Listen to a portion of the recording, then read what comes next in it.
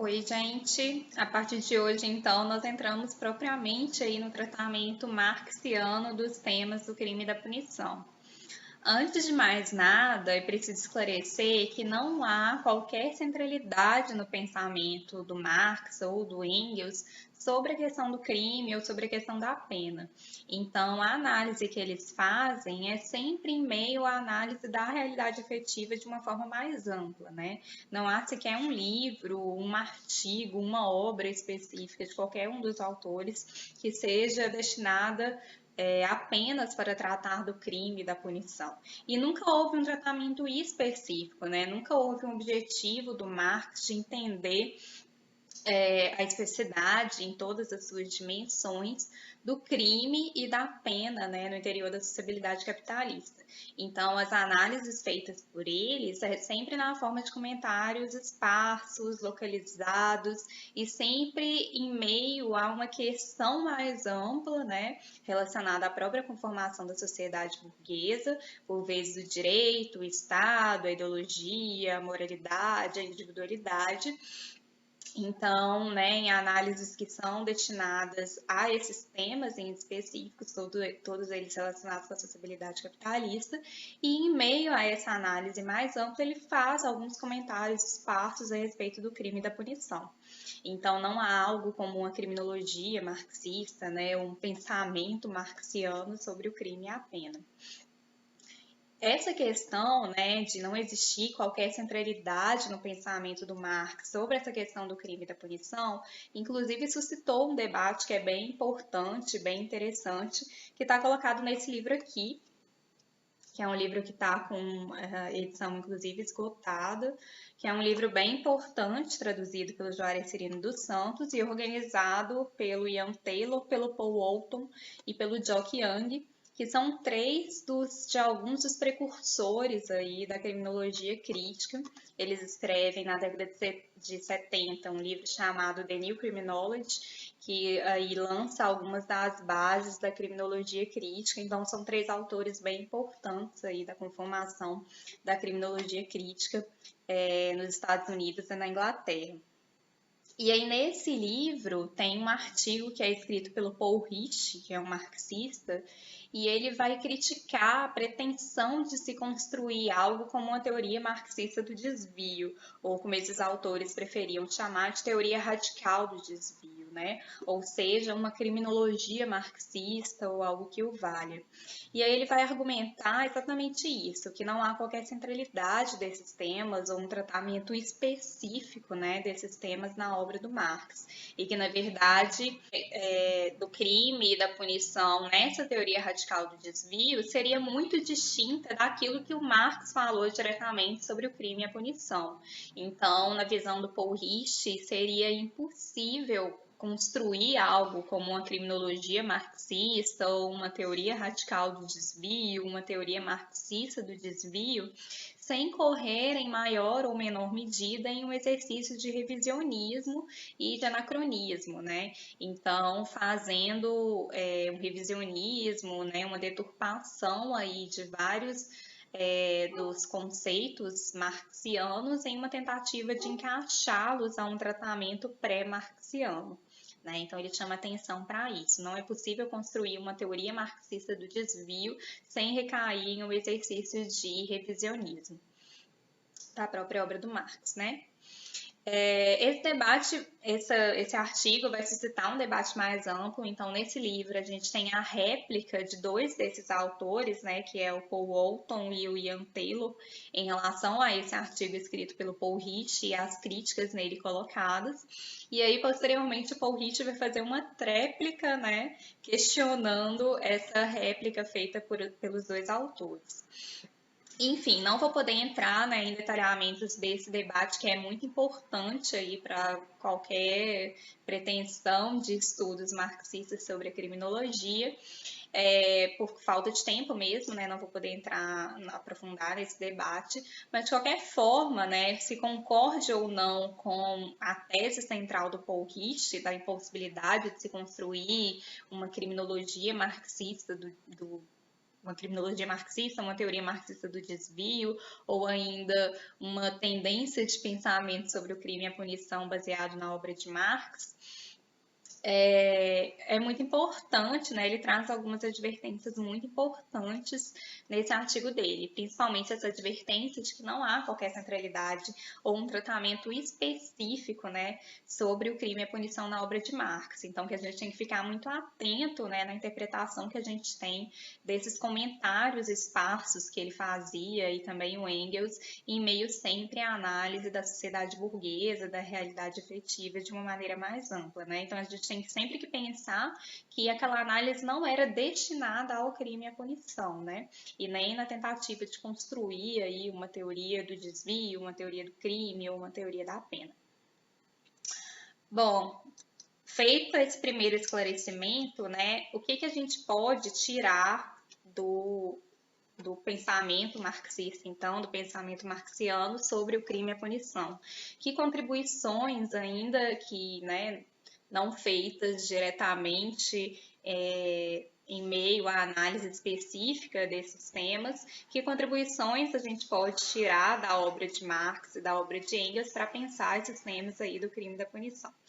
Nesse vídeo eu vou falar mais, não vou entrar propriamente aí em como Marx e Engels podem ser vistos como precursores, né, de uma tendência de economia política da pena, mas vou centrar mais num debate inicial do Marx e também do Engels sobre o crime e sobre o criminoso, principalmente. Então, por mais que esse tratamento ele não seja diretamente relacionado com a construção de uma economia política da pena, há aí, né, algumas questões que frequentemente levantam dúvidas e geram debates no interior da criminologia. Então, seria Marx um determinista? Haveria uma ligação entre sociabilidade capitalista e produção do crime? O capitalismo é um fator criminógeno? O criminoso ele seria uma vítima da sociedade capitalista? Há uma visão romântica do criminoso? Há uma visão do criminoso enquanto sujeito revolucionário em Marx? Então, o vídeo de hoje é uma tentativa de responder algumas dessas questões, né, algumas dessas dúvidas que são frequentemente colocadas dentro da criminologia. Aí, sobre, então, né, essa dimensão do criminoso e da individualidade, tem um primeiro tratamento que é bem interessante do Marx, que é um artigo que ele escreveu chamado Capital Punishment, que foi publicado em 1853 em um jornal. E ele, nesse artigo, ele vai fazer uma crítica à teoria hegeliana da pena. A gente estuda em direito penal, né, que o Hegel ele pode ser visto como um dos principais expoentes daquilo que a gente chama em direito penal de teoria retributivista, né, teoria retributiva ou teoria absoluta da pena. Uma ideia, então, de que a pena ela serve para retribuir e ela não atende, ela não tem que atender a nenhum tipo de finalidade, de fim, de efeito externo, né? A pena não tem que ser útil para uma finalidade externa, mas ela serve mais para retribuir o crime, né? E aí o Hegel ele é visto como um dos expoentes, né, dessa teoria da pena, porque ele concebe o crime como sendo uma negação do direito, né? Então, como sendo uma violação aí, uma negação do direito. E aí a pena vai aparecer então como uma negação da negação do direito. E aí ele vai conceber também de que a pena ela serviria como uma forma de reconciliação do indivíduo com o Estado.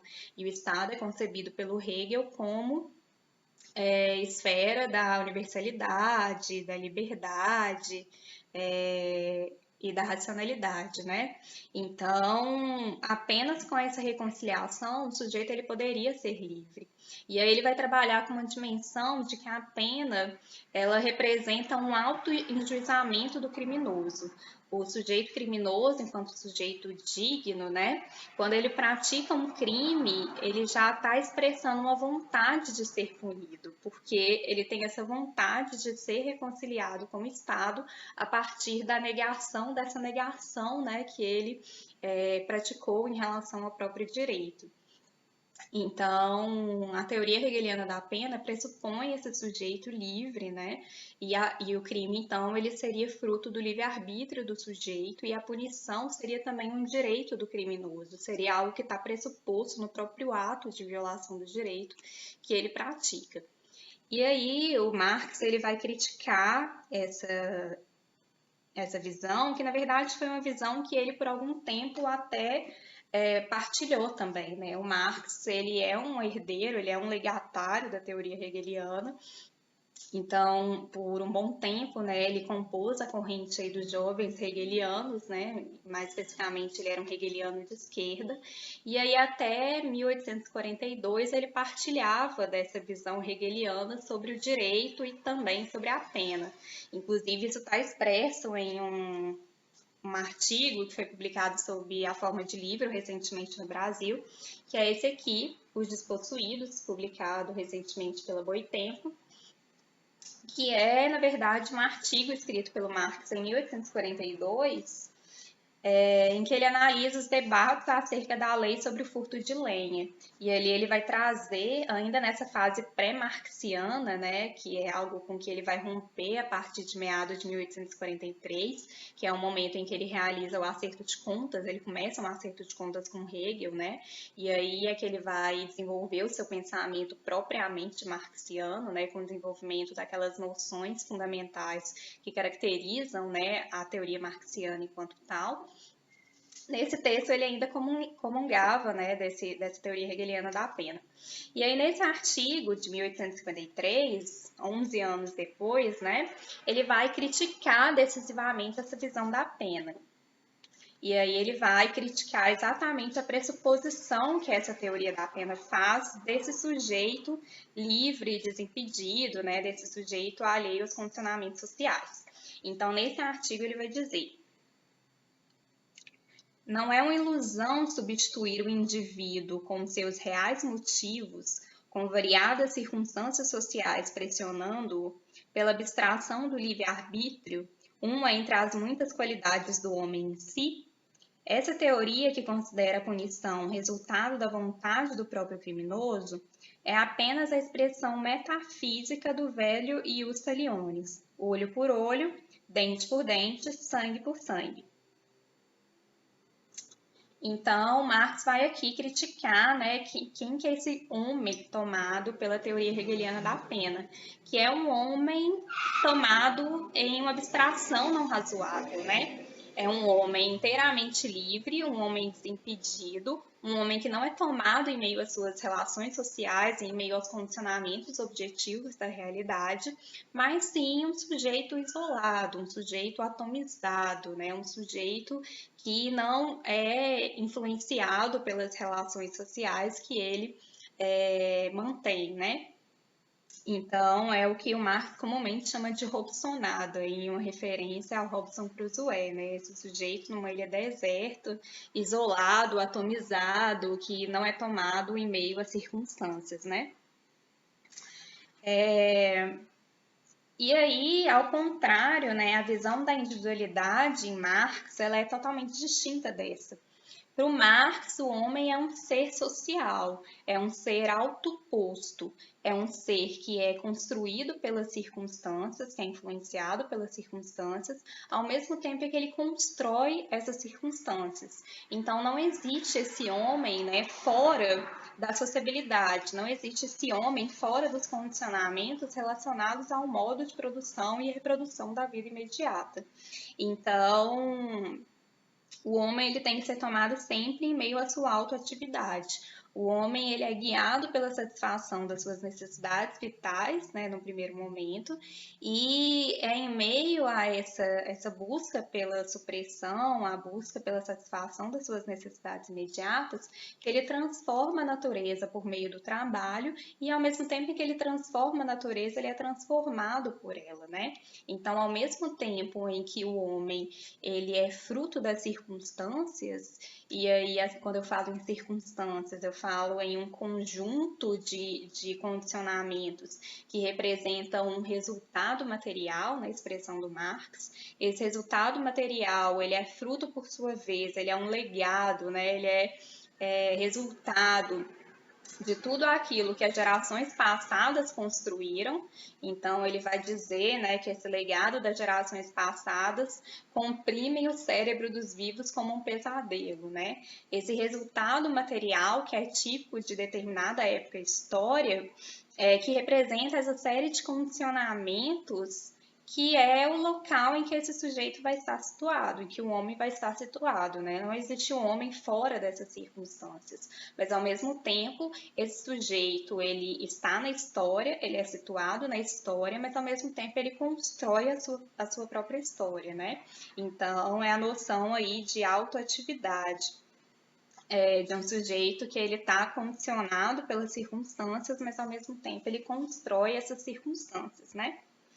E aí, então, falar em um livre-arbítrio, né? Falar nesse sujeito atomizado, falar nesse sujeito desembaraçado, que é guiado simplesmente pelas suas vontades, mas que não tem nenhum condicionamento social atuando sobre ele, seria uma grande abstração não razoável, né? Seria um idealismo, seria tomar a realidade por uma operação mental pura e simplesmente, né?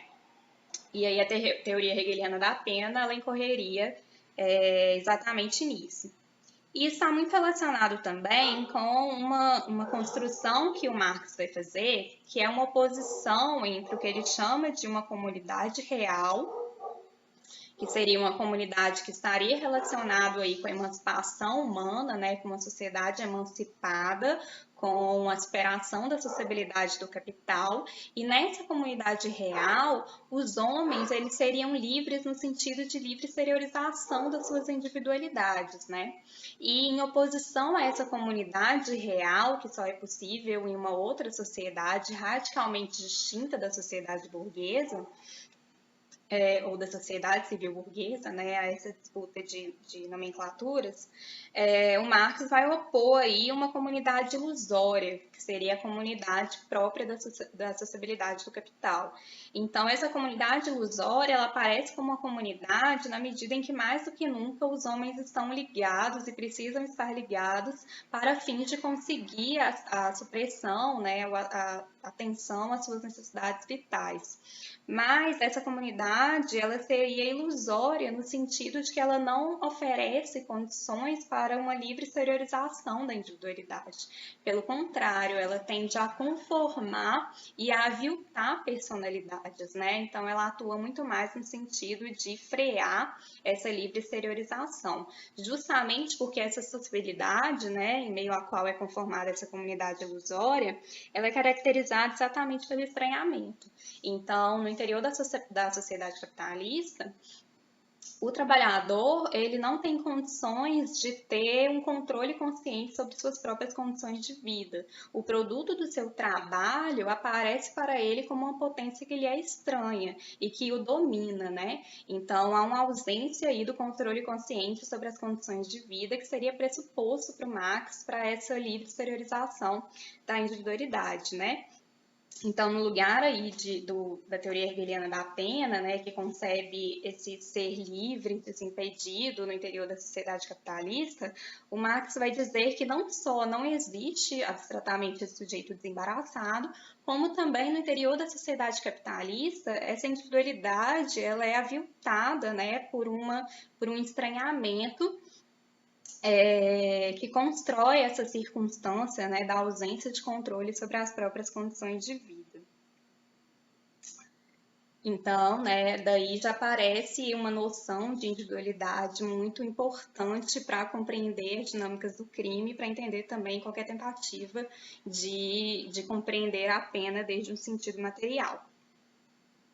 Avançando na discussão, então, no que tange aí a uma correlação entre sociabilidade capitalista e produção da criminalidade, outro ponto aí muito discutido, né, em relação à teoria marxista, tem um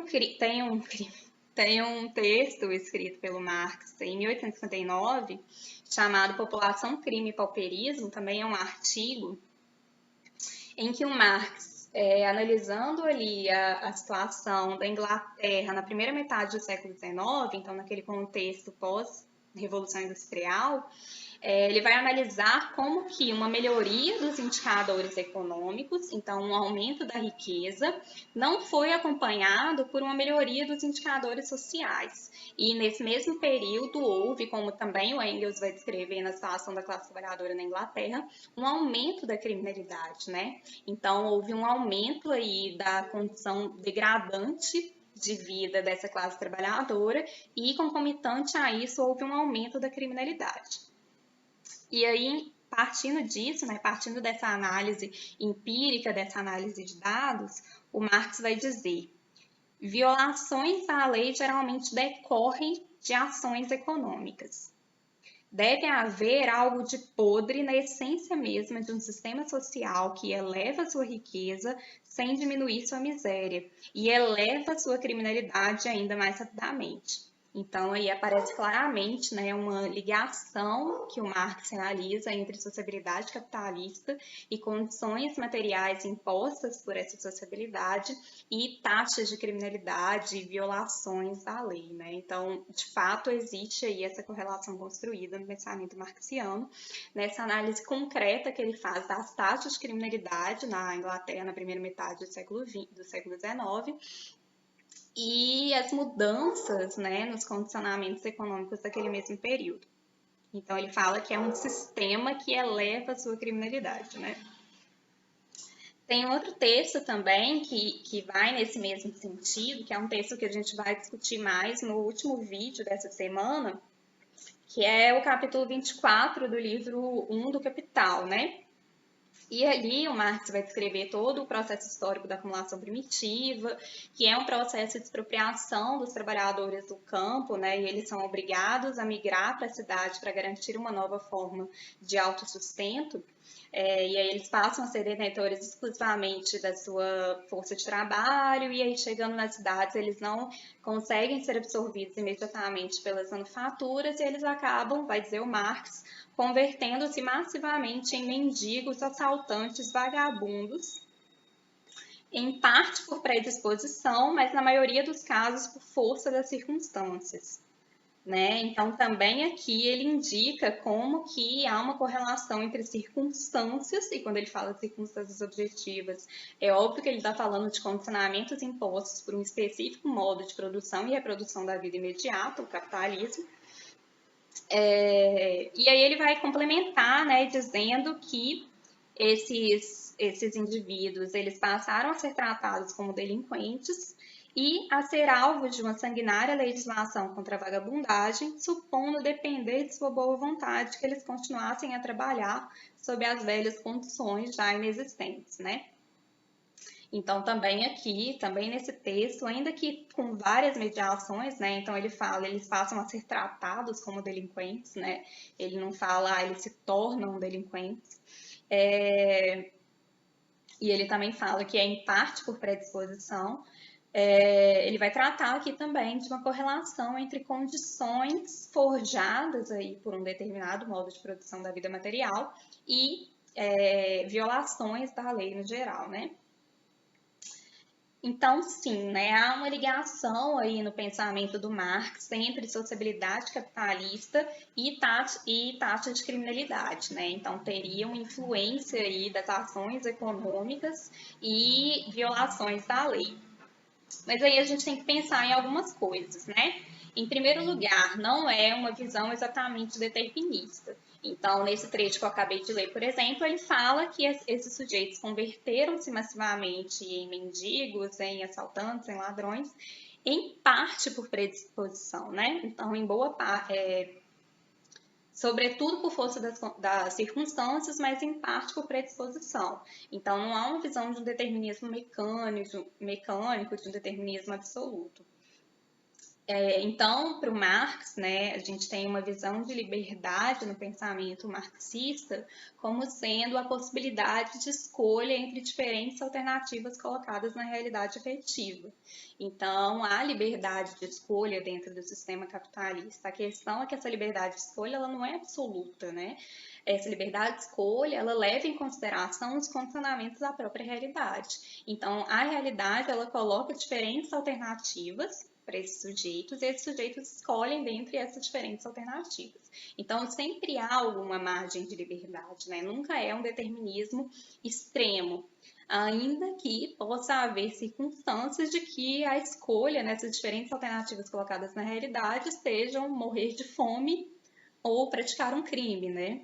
Ou praticar um crime ou viver em circunstâncias, em condições extremamente degradantes de existência, né? Mas nem sempre, né? Mas enfim, é importante ter isso em conta. Há liberdade, mas essa liberdade é exercida sempre dentro dos condicionamentos objetivos colocados por um determinado modo de produzir e reproduzir a nossa existência.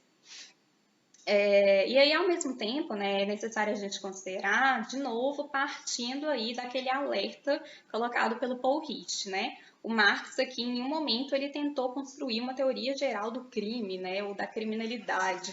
Então, não tem maiores cuidados do Marx aqui ao falar de criminalidade, ao falar de delinquência. Então, às vezes ele usa a expressão violações da lei, às vezes ele usa o termo assaltante, às vezes ele usa o termo crime. Mas em nenhum momento há uma pretensão de um tratamento específico dessa matéria, né? Ele está analisando ali os indicadores sociais, ele está analisando uma questão que alguns marxistas chamam de questão social, né, gerada pelo capitalismo, e em meio a isso ele faz os comentários esparsos. Então também aqui, claramente, o Marx ele não está falando de todos os tipos de crime, né? Ele parece estar se referindo a um tipo de crime específico, que são aqueles crimes mais ligados, né, a ações econômicas, crimes patrimoniais, furto, roubo, etc. E que, na verdade, são os crimes que estavam presentes nas taxas oficiais de criminalidade, né, nos dados oficiais de criminalidade, que eram os crimes que já naquela época geravam punição. E ainda hoje, né, são os crimes que geram punição, porque isso é próprio mesmo da essência, da genética do sistema penal, né? Então, aqui ele parece estar tomando como pressuposto muito mais aquele crime tal como ele é tomado pela reação social, pelo sistema de persecução penal, do que propriamente o crime de forma abstrata, né? Então, todo tipo de criminalidade.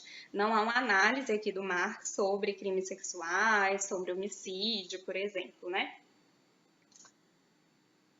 Então, enfim, ao mesmo tempo aqui que há sim, né, uma relação colocada pelo Marx entre sociabilidade e produção de criminalidade, essa relação não é colocada de forma determinista, né? Então não haveria aí uma antinomia entre livre-arbítrio e determinismo absoluto, como alguns parecem pressupor, né? Então, o homem, ele é ser ativo, ele tem um papel ativo na construção da realidade, né? Ele é um ser autoprodutor, atuante sobre a história, ao mesmo tempo em que ele é produzido por essa mesma história, a partir desse resultado material que é legado, né, a cada geração. O Engels, ele também vai tratar dessa temática e ele vai tratar de um modo bastante mais incisivo que o Marx, né? Então, ele dá mais margens aí para ser considerado um tratamento determinista. Então, Engels, na situação da classe trabalhadora na Inglaterra, de 1844, né, escrito em 1844 e publicado em 1845, é um escrito, então, de juventude dele, ele tinha 24 anos quando ele escreveu esse livro, é um dos primeiros livros escritos por ele. Ele vai dizer que quando as causas que concorrem para degradar moralmente o operário atuam com mais força e impacto do que de hábito, é tão certo ele tornar-se um criminoso como é certo que a água passa do estado líquido ao gasoso se aquecida a 80 graus. Sob a ação brutal e embrutecedora da burguesia, o operário transforma-se numa coisa tão desprovida de vontade como a água, e como esta, submete-se às leis da natureza com a mesma inevitabilidade, num certo ponto, qualquer liberdade para ele deixa de existir. É por isso que na Inglaterra a criminalidade aumentou em paralelo ao aumento do proletariado, e hoje no mundo a nação inglesa detém o primado da delinquência.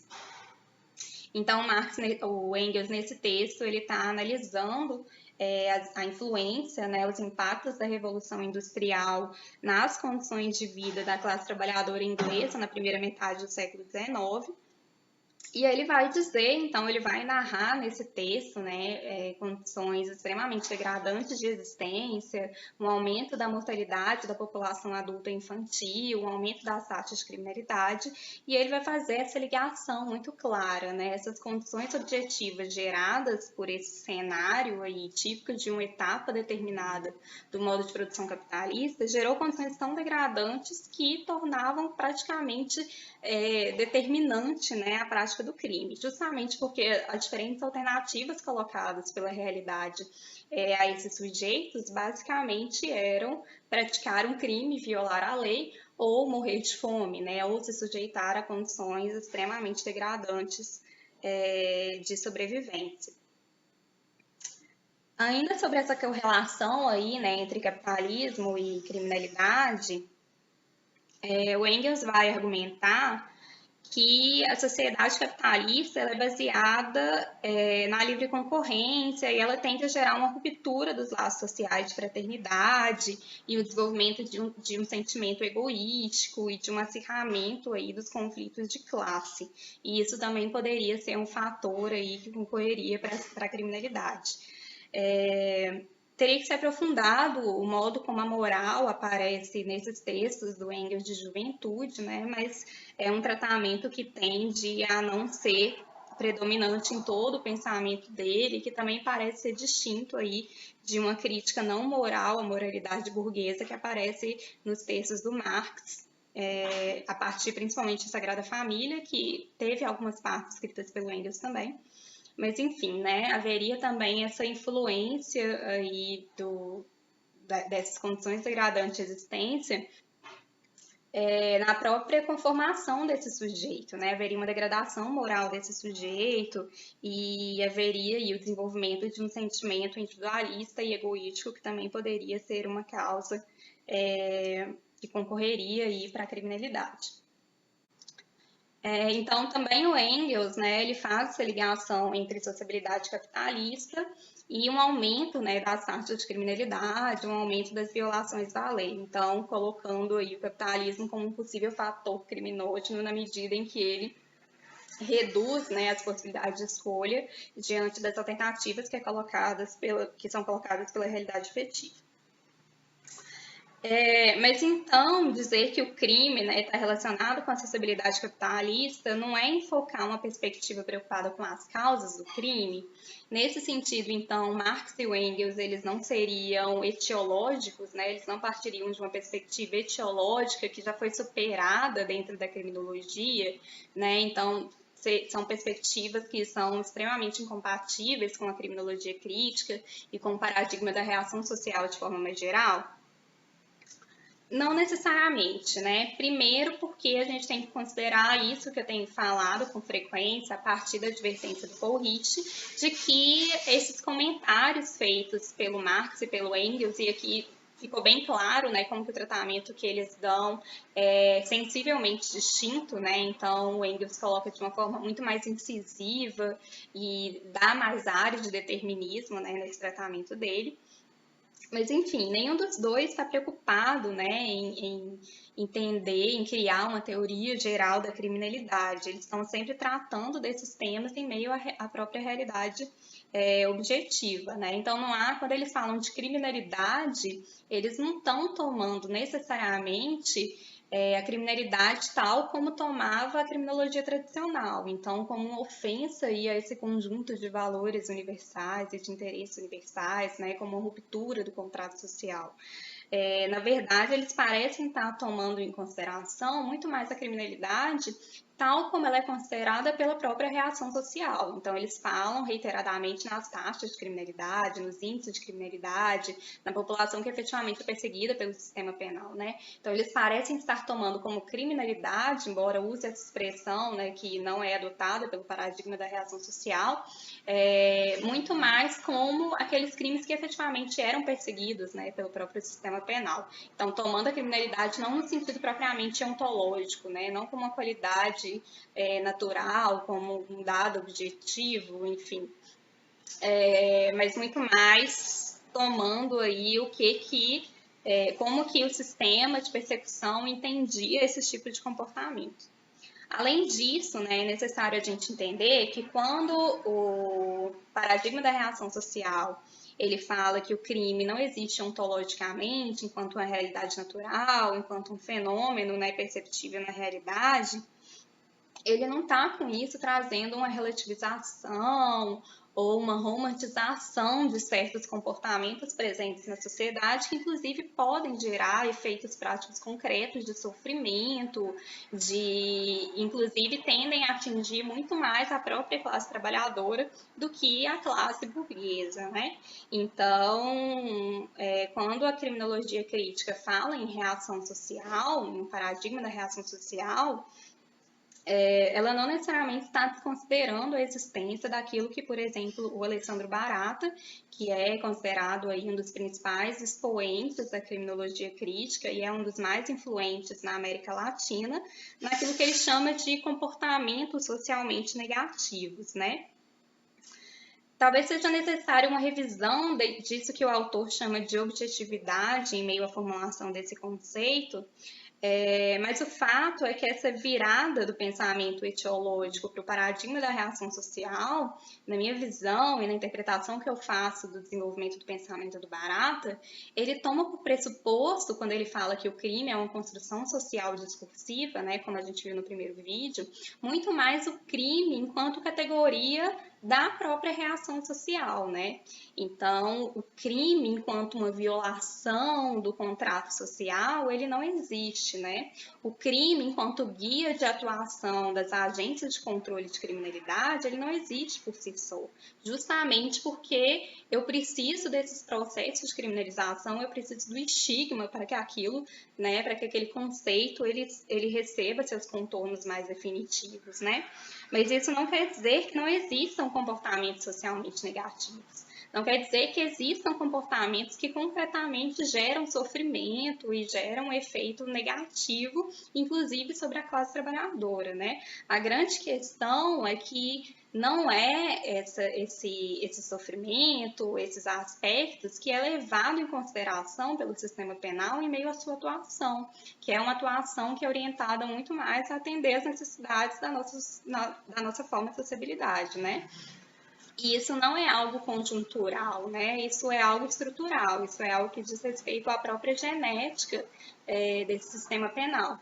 Então, o sistema penal, né, por mais que ele parta aí da ideologia, né, ele se afirme ideologicamente enquanto um protetor dos bens jurídicos mais relevantes para a sociedade, o crime que ele toma em consideração e o seu modo de operacionalização serve para atender às necessidades de reprodução do próprio capitalismo, né?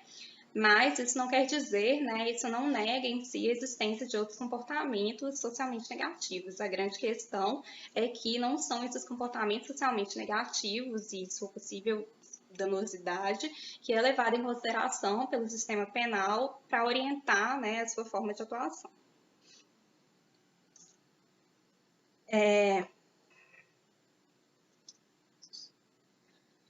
Sobre um possível caráter revolucionário aí do crime, né, como algumas pessoas apontam, a partir do pensamento marxista, há um ponto bastante controverso aí no tratamento marxiano e hegeliano dessa questão, que é a ligação entre crime e lumpenproletariado.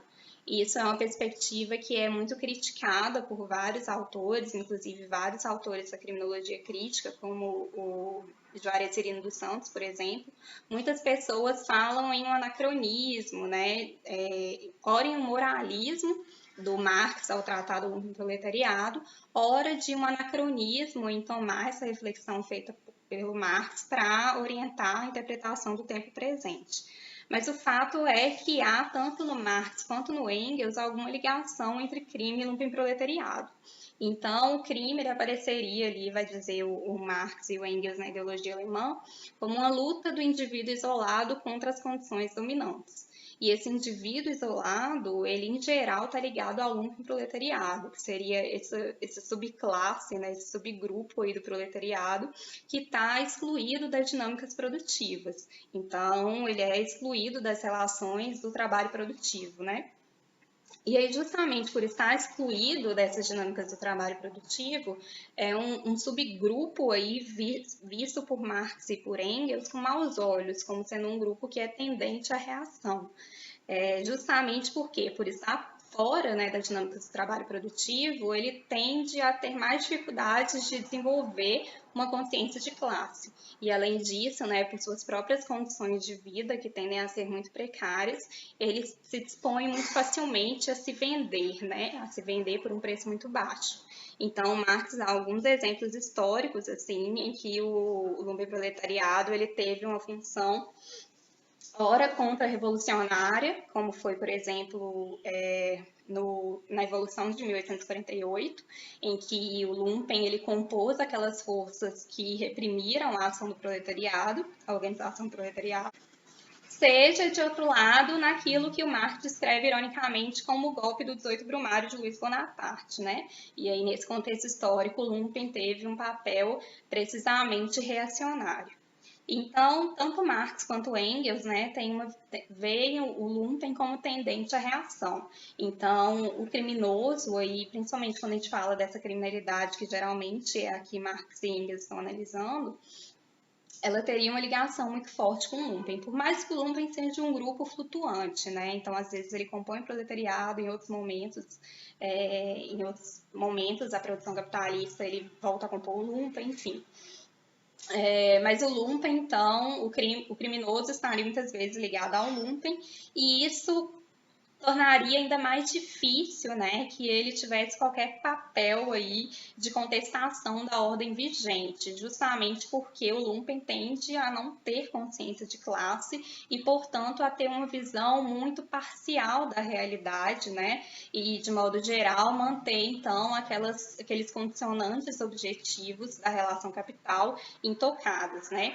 Então, também o crime aí, enquanto uma luta do indivíduo isolado contra as condições dominantes, não teria esse potencial revolucionário justamente porque toma por base um indivíduo isolado e não um indivíduo, né, em meio a uma classe e possuindo consciência dessa mesma classe. Então tem esse duplo tratamento ali, né? De modo geral, esse tratamento do crime enquanto luta do indivíduo isolado contra as condições dominantes, inclusive aparece no próprio livro do Engels, né? Situação da classe trabalhadora na Inglaterra, em que ele vai colocar o crime como uma primeira forma de organização do proletariado, né? Então, diante daquelas condições de vida colocadas pela Revolução Industrial, que o Marx também tratou, nesse artigo anterior que eu mencionei, né, a população, crime e pauperismo, a primeira reação, digamos, do proletariado foi subverter e questionar e se rebelar contra essa ordem por meio do crime, principalmente por meio de crimes patrimoniais, né, o furto e o roubo.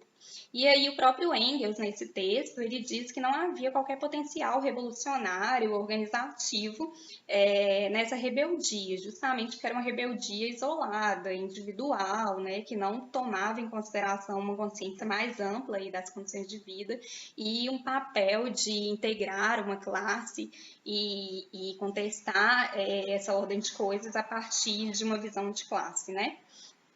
E, de outro lado, tem essa questão também do criminoso estar ligado ao lumpen, o que torna ainda mais complicada essa posição de luta individual contra as condições dominantes, né? Então, de modo algum, há um tratamento aí romântico, né, como se costuma dizer, do criminoso ou do crime em Marx. Ao mesmo tempo em que também não há exatamente um tratamento moralista sobre a questão do lumpen, né? Como eu falei, essa questão...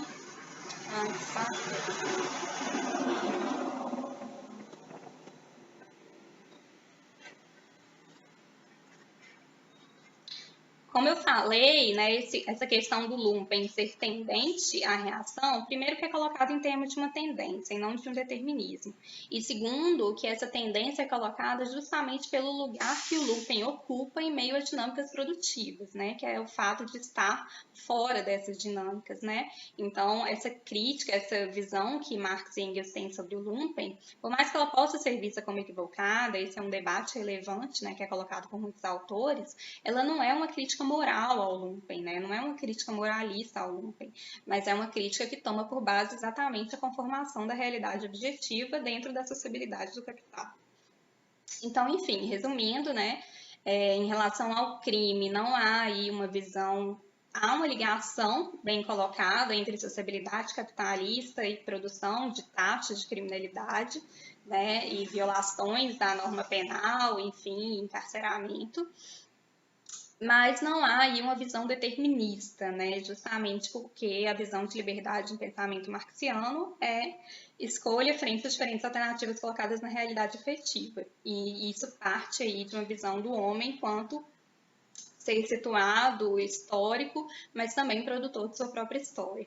E de outro lado, não há também essa visão romântica aí sobre o criminoso, né? Justamente porque o crime tende a se manifestar enquanto luta do indivíduo isolado, né, contra as condições dominantes, e o fato, né, de o crime muitas vezes estar ligado ao lumpenproletariado torna essa condição de isolamento ainda mais decisiva, né, ainda mais significativa.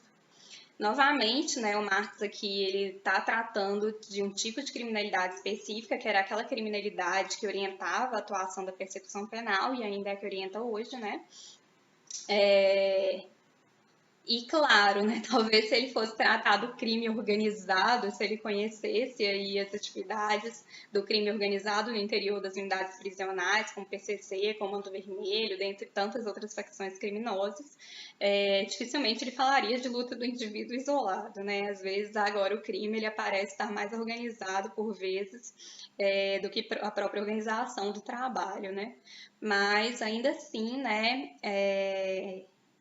Esse tratamento aí que aparece no Marx não é um tratamento nem romântico nem determinista, né? Mas é um tratamento que leva em consideração os diferentes condicionamentos da realidade objetiva e que toma por pressuposto também uma visão concreta de individualidade dentro dessa sociabilidade do capital. Então é isso, no próximo vídeo a gente continua tratando mais especificamente aí sobre a visão do Marx sobre o direito penal, sobre a ideologia, para depois entrar propriamente em uma análise ontológico-genética que ele desenvolve acerca do nascimento aí, da pena privativa de liberdade. Até lá!